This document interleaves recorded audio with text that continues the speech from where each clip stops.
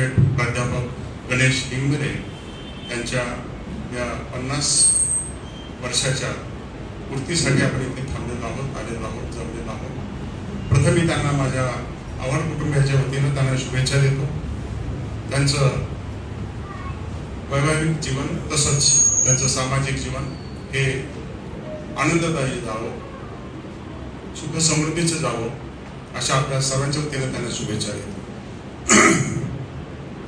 मित्रांनो, मी माझ्या 75 वर्षाच्या आयुष्यात पाहिलं लोक अनेक प्रकारचं आयुष्य जगत असतात.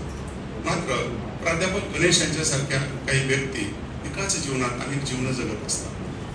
कधी ते प्राध्यापक असतात, कधी ॲडव्होकेट असतात, कधी संशोधक असतात. आणि आमच्या ह्या मित्रांनं खरं पाहता भारतामध्ये उच्च दर्जाचं संशोधन करून एक संशोधक किंवा सायंटिस्ट होण्याचा मान मिळवलेला आहे.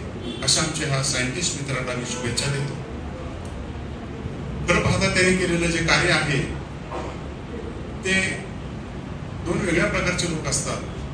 काही लोक असतात त्यांना आधी ऑलरेडी वडिलांचा आजोबांचा प्लॅटफॉर्म मिळालेला असतो आणि मग वडिलांच्या किंवा आजोबांच्या प्लॅटफॉर्मवरती दुसऱ्या किंवा तिसऱ्या पिढीचे असे लोक यशस्वी होत असतात. खरं अवघड असतं जेव्हा पहिल्या पिढीचे जे लोक असतात ना तेव्हा ते यश मिळवतात. ते खरं उत्तुंग यश असतं. असं आहे आमच्या मित्रांनो, पहिल्या पिढीचे यश मिळवलेलं आहे आणि म्हणून ते खरं देखणं आणि उत्तुंग असं यश आहे. त्यांच्याकडे बघितलं की मी त्यांना गेली साधारणपणे 27-28 वर्षे 29 वर्ष ओळखतो.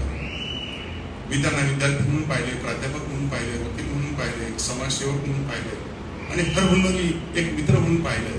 त्यांच्याकडे बघितली की दोन गोष्टी प्रामुख्याने जाणवतात. ती पहिली गोष्ट आहे की मी एक शिक्षक असल्यामुळे गेली 49 वर्ष कायद्याचा शिक्षक असल्यामुळे जनरली विद्यार्थी समोर आले की मला कळत आहे याच्यात किती पाणी आहे, हा कशा प्रकारचा आहे.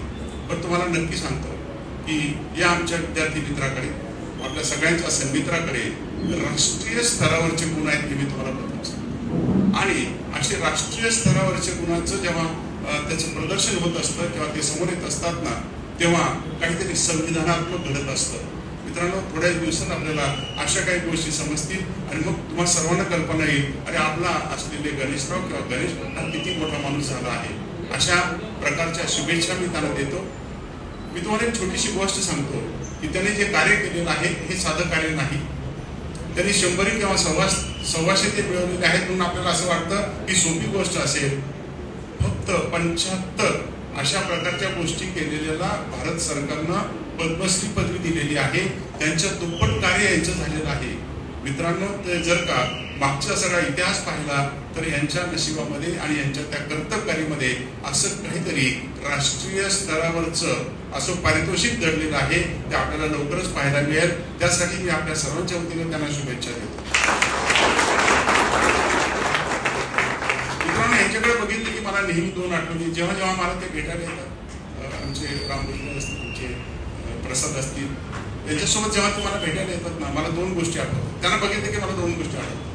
प्रथम आठवतात मला डॉक्टर भीमराव आंबेडकर. यांना बघितलं की मला आंबेडकरांची एक ओळ आठवते. मित्रांनो, ती ओळ अशी आहे, शिका, संघटित व्हा आणि संघर्ष करा. या माणसाने सुद्धा ती डॉक्टर आंबेडकरांनी दिलेली त्रिसूत्री आपल्या आयुष्यात अवलंबलेली आहे आणि त्यांच्या म्हणण्याप्रमाणे हे 3 गोष्टी जो फॉलो करतो, या 3 गोष्टी जो ऑब्झर्व करतो, 3 गोष्टी जो आत्मसात करतो, नेहमी तो ज्येष्ठत्वाला प्राप्त होतो. जसे की ह्यांनी आता आंबेडकर साहेबांचं सूत्र पाळलेलं आहे.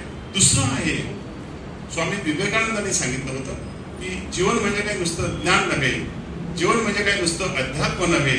जेव्हा अध्यात्म आणि ज्ञान, अध्यात्म आणि विज्ञान हे जेव्हा एकत्र येतं ना तेव्हा खरं समृद्ध जीवन निर्माण होतं. आणि या आमच्या मित्राच्या आयुष्यामध्ये अशा प्रकारचं ज्ञान आणि विज्ञान, अध्यात्म आणि विज्ञान याचा सुंदर संगम झालेला आहे आणि म्हणून यांना नक्कीच सुंदर यश आणखी भविष्यात मिळणार आहे.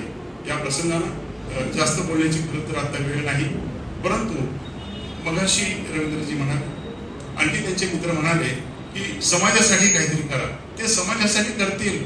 बाबांनो, मी तुम्हाला सांगतो, अरे हा समाजाच्या फार पुढे निघून गेलेला आहे. आता तो फक्त तुमच्या समाजाचा नाही राहिला, तो भारताच्या समाजाचा घटक झालेला आहे. त्यांच्याकडून त्यांनी जाणून ठेवलीच पाहिजे.